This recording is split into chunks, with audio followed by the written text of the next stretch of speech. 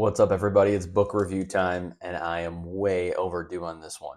This is 10x is Easier Than 2x by Mr. Dan Sullivan and Dr. Benjamin Hardy. Now, a little bit of context here. This is not 10x by Grant Cardone. I had read that book shortly after it came out, maybe 6-7 years ago, and if you know Grant Cardone, he's obviously very successful, but comes off as being a little arrogant. And this whole concept of 10x just seems a little far-fetched and a little extreme. Let's just call it for the average business person, even successful entrepreneur. And so when I got this, it came as a recommendation. And I went into it assuming, I don't know, how is this possible? Like 10x doesn't seem practical for someone who is very much an optimistic person, but also can be a realist at times. And so a couple of things that I want to preface here is that I think about and I help the salesperson, the entrepreneur, the successful business leader. And so often what I've seen and why I think this is important is that so many business leaders get caught in the hamster wheel, which ends up leading to burnout. And here's why. And this is really the context of the entire book. Is number one, we think, especially those of us who love hustle, that we need to work 20% harder. So if you work 40 hours a week, we need to work 45. If you work 45, you need 50. We got to be always on. We got to be on our email. We got to be calling people back, emailing, trying to get that next sale. And that is working 2x harder. That's hustling harder than the average person. It's just doing a little bit more. But that's what keeps you in the hamster wheel. The 10x concept, and these are my words, not Dan's, is that we need to focus on maybe hitting more home runs and stop trying to maybe get on base. The concept of 10x is easier than 2x is on the premise of a couple of things. Is one, 10x is easier than 2x. And the reason why is because it references a few things in this book, the who, not how. I'll get to that in just a moment. But ultimately, what that means is if you are a very successful business person, let's call it in sales, and maybe you're making $150,000 right now, is it possible to get to $300,000? In most cases, you could argue yes. In some cases, maybe that's not in your business, but is it possible to get to exponential growth? The answer would be yes. Well, how do you do that? Well, maybe you're sucked into creating posts for your LinkedIn page. Maybe you're managing or partially managing social media for your business. Maybe you're doing administrative work, such as responding to emails, sending out proposals, doing QuickBooks, any number of things that are distracting you from achieving the thing that you're really good at. And that's what gets me to who, not how. Now, this is not a review for who, not how, but it brings up the premise a couple of times. And who, not how is an amazing read that will go with this book.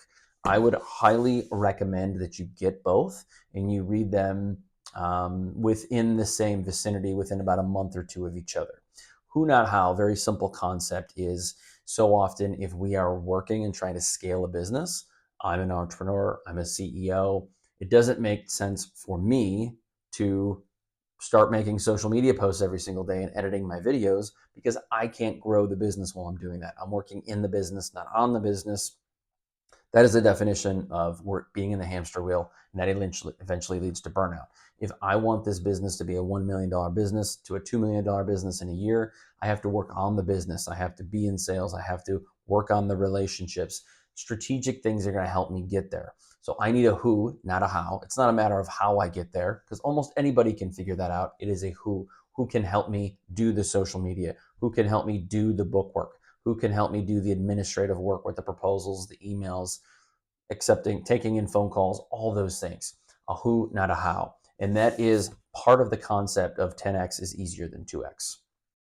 Now, as part of that, I want to preface that he says that you need to let go of the 80% of your activity.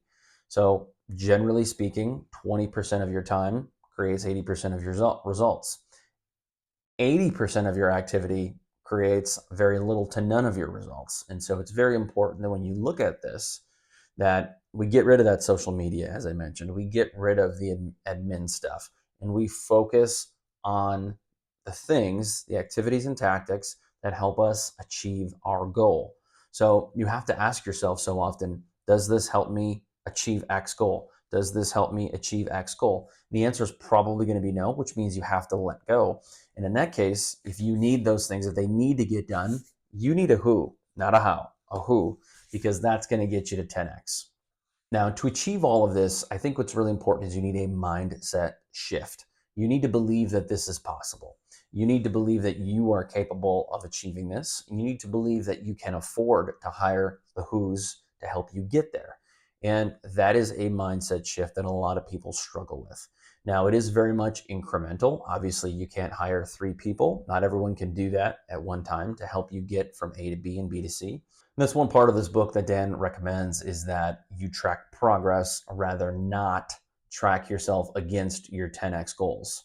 Now, I know that might seem a little odd, but at the end of the day, not everyone is going to achieve at the same rate of success, and not all the time. We go through cyclical things in our business where we get busy, or where there's challenges, there's seasonality. And so my record of success, or my level of success right now, may be different than yours, and those two things may be completely different 6 months from now.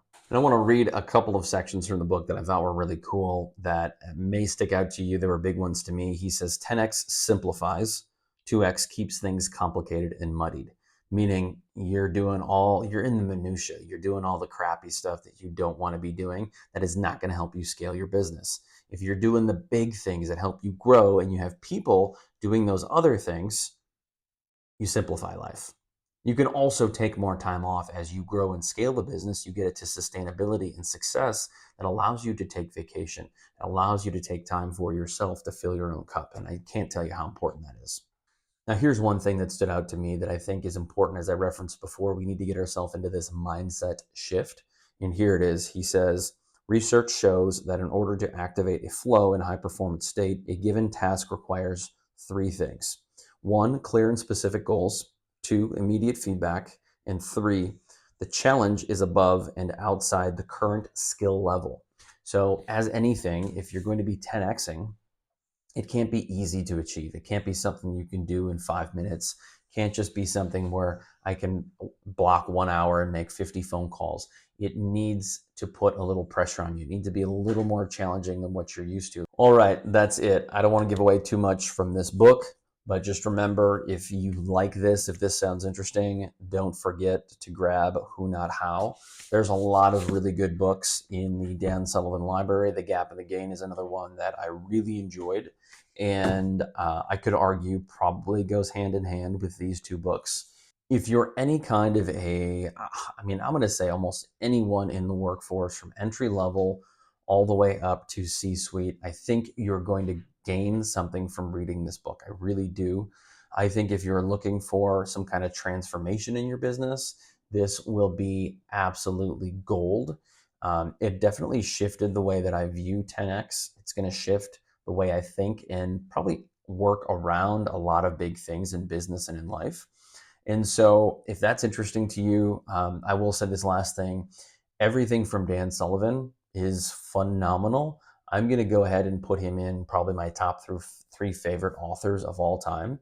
All of his books have been very good. They're intensely deep, and to the point to where all the books are engaging. I very rarely got bored or kind of just dozed off during any of these books. And so I think you're going to get something from them. I'm going to give 10x is easier than 2x a 4.9 on a 5-point scale. And for a lot of reasons, I don't know that there's anything totally groundbreaking in this book, and that may be for you, but at the end of the day, it's a very good book with so many great takeaways, and it can apply to anybody in any industry. So if you like this, tune into my other book reviews. I've got a whole bunch more coming in the hopper. Till next time.